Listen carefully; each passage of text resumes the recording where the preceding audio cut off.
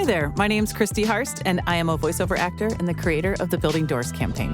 When I was 12 years old, every Friday night in my house, we watched 2020. Do you remember that news show? It had Hugh Downs and Barbara Walters, and they would interview the most powerful and influential people in the world. And back then, there weren't many women doing that, but Barbara was. And one night after the show ended, I stood up in my family room, full of all kinds of confidence, and declared, I'm going to kick that lady out of her chair and I'm going to be famous. My dad, he just laughed, yeah, but I meant it. And from that moment on, I was determined to learn everything I could about being on TV.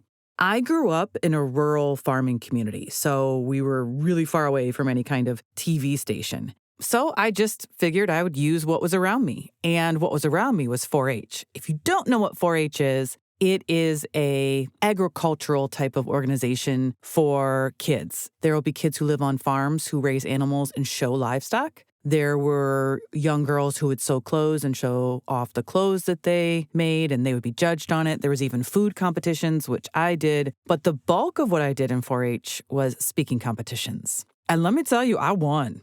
I won a lot. And those competitions taught me how to command a room, how to make eye contact, how to use my voice to tell a story, and how to connect with an audience, all things that you need to know when you want to be on TV. And in high school, my parents made it very clear. If you want to go to college, you're going to have to find a way to pay for it some way or another. And I was really good at volleyball. And so I decided to use those athletic skills to open up doors for my education. I trained really hard. I pushed myself. And I ended up getting multiple offers to play at the college level. I chose a small school near Cleveland, Ohio, where I could major in broadcast communications. They had a really good program and a college radio station, so I could get more hands-on experience. I ended up having 4 internships in college, one of them at MTV. Ooh, so fancy. Most unexpected was an internship that I had at a college radio station. I was interviewing for the job, and halfway through the interview, he stops me and he says, you know what? You have a good voice. Come here. And he led me down to their studio.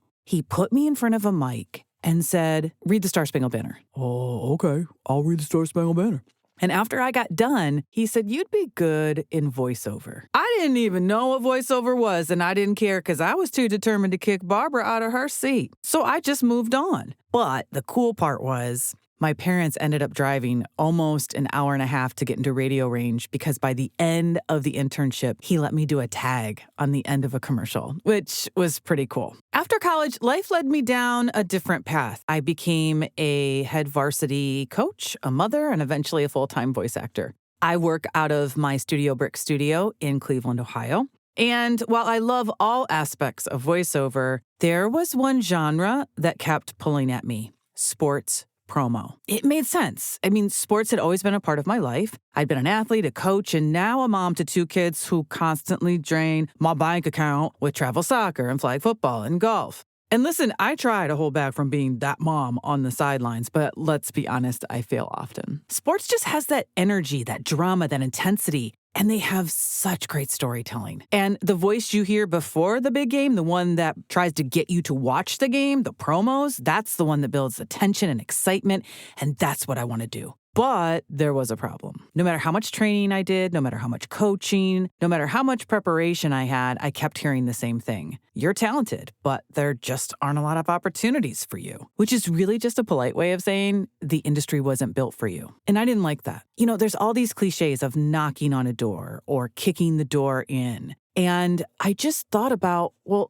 if there's no doors for me to knock on or kick in, why don't I just build one? So I started the Building Doors campaign. I wanted to challenge the idea that certain genres of voiceover belong only to men. And so I partnered with women around the world to revoice iconic scripts that were originally voiced by men in genres that are typically only for men, like sports, tech, auto, finance, and agriculture. And you know what? People started listening. Brands started to pay attention. And the success of the campaign has allowed me to have face-to-face conversations with brands like the Cleveland Guardians, the Cleveland Cavs, the Kansas City Royals, Valvoline, Sportsnet, and many more. Building Doors isn't just about sports promo or other male-centric genres. It's about creating change. It's about creating a space for women to be heard where they weren't before. So when I'm in my studio here in Cleveland, Ohio, bringing warmth and authority and energy and passion to every job I do, my goal still hasn't changed.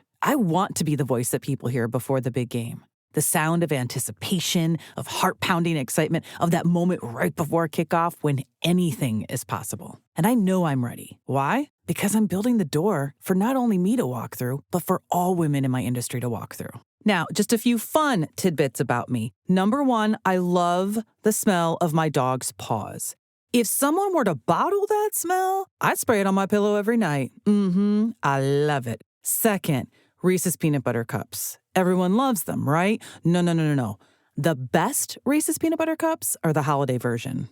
Fight me. Thank you so much for spending a little bit of time with me and listening to my Building Doors podcast episode. And thank you so much for the support of the campaign. If you'd like to work together, you can email me at Christy@ChristyHarst.com. You can check out my work at ChristyHarst.com. And lastly, check out the Building Doors website at buildingdoorsvo.com. You'll be able to hear some of my work, but also the amazing work of all the other door builders who have lent their voice to the campaign.